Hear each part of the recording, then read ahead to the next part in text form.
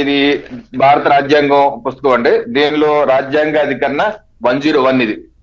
101 లో sub class 4 లో ఏం రాశారంటే, if for a period of 60 days a member of either house of parliament is without permission of the house absent from all the meetings thereof the house may declare his seat vacant.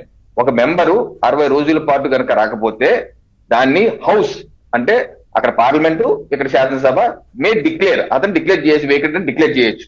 60 రోజులు ఎలా calculate చేయాలో కూడా చెప్పారు. Provided that in computing the set period of 60 days no account shall be taken of any period during which the house is prorogued or adjourned for more than 4 consecutive days. Prorogue అయిన సమయం, adjourn అయిన సమయం 4 రోజుల కన్నా ఎక్కువ ఉంటే అది deduct చేసి, అది తగ్గించేసి, అది తీసేసి అప్పుడు కౌంట్ చేయాలి.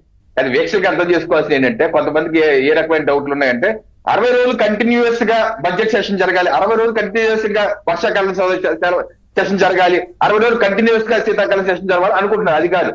వర్షాకాలం కానీ బడ్జెట్ కానీ ఇవన్నీ కలుపుకొని 60 రోజులు. అది దాటితే ఇప్పుడు జూన్ సార్ వెళ్ళిపోయారు, నవంబర్ రాలేదు సార్, ఇప్పుడు ఈ బడ్జెట్ సెషన్స్ ఆల్మోస్ట్ 20 రోజులు జరుగుతుంది. ఇవన్నీ కలుపుకుంటే 40 రోజులు అవుతుంది, ఇంకో 20 రోజులు ఉంటుంది. రేపు వర్షాకాలం చేస్తున్నాం, శీతాకాలం చేస్తున్నాం వచ్చేసరికి 60 అయిపోయింది అనుకోండి, అప్పుడు ఆ వేటు పడుతుంది. దాని ప్రకారం ప్రొసీజర్ ప్రకారం వెళ్తాయి. ఒకటి.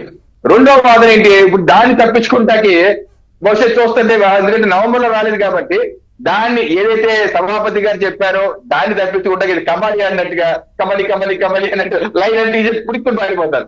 అలాగే ఈయన అలా వచ్చి 15 నిమిషాలు అలా ఉండి దుక్కుని వెళ్ళిపోయారు. దాని అందరం రావడం ఎందుకు అంటే దీనికే భయపడ్డారని చెప్పేసి అర్థమవుతుంది. అయితే ఇంకో వాదన వచ్చింది, ఏదైతే గవర్నర్ గారి ప్రసంగం అటు అసెంబ్లీలో కానీ లేకపోతే ప్రెసిడెంట్ ఆఫ్ ఇండియా ప్రసంగం అటు పార్లమెంట్ లో కానీ ఉభయ సభలు ఉద్దేశించి ప్రసంగించినప్పుడు అప్పుడు సభాపతి యొక్క అధ్యక్షతన జరగదు కాబట్టి దాని యొక్క సెషన్ మొదటి రోజుగా ఒక రోజుగా కౌంట్ చెయ్యరు అనేది ఒక సాంకేతికమైన వాదన. నేను ఇది కాదేమో, ఇలా అవుదేమో, అలా అవుతుంది అని చెప్పేసి నేను కూడా అనుకున్నాను. అయితే ఇందాక మీ డిబేట్ కి వచ్చే ముందు ఏపీ లెజిస్లేటివ్ వెబ్సైట్ కి వెళ్ళి ఒకసారి చూస్తే ఈ రోజు బిజినెస్ షెడ్యూల్ ఏంటి అని చెప్పేసి ఎజెండాలో ఉంది. అది ప్రింట్అవుట్ మీకు చూపిస్తాను వెబ్సైట్. ఇది AP legislative assembly list of business Tuesday February 25, 2025 9 AM నుంచి ప్రొసీడ్. దీనికి ఎంత చూడండి, first day of the third session, February 20వ తారీఖుని first day of the third session అంటున్నారు. ఒకవేళ నిన్నటి కూడా కౌంట్ చేస్తుంటే second day of the third session అనాలి కదా. అవును. థర్డ్ సెషన్ ఎలా అయిందంటే 2024 ఎన్నికలు అయ్యాక మొదటి సెషన్ జూలైలో అయింది, రెండో సెషన్ నవంబర్ లో అయింది, ఇప్పుడు మూడో సెషన్ నడుస్తుంది.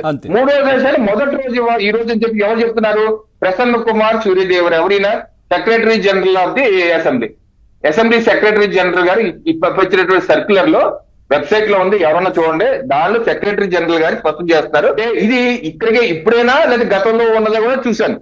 నవంబర్ సెషన్ అది కూడా గతంలో కూడా చూసాను. అలాగే ఉందా అంటే ఇలాగే ఉంది.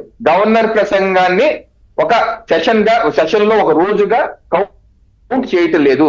ఆ రకంగా చూస్తే మరి జగనన్నకి ఆయన సీఎం గా చేశారు, ఆయన దగ్గర ఎంత అనేక మంది మంత్రులు ఉన్నారు. మరి ఈ పాయింట్ మిస్ అయ్యారా, ఎందుకు కబడ్డీ ఆట అసెంబ్లీతో ఆడుతున్నారు, ఇది తెలియక నేను వచ్చేసారా, మళ్ళీ 4 కలుసుకొని రేపటి రోజు మళ్ళీ వచ్చేస్తారా అన్నది చూడవలసింది.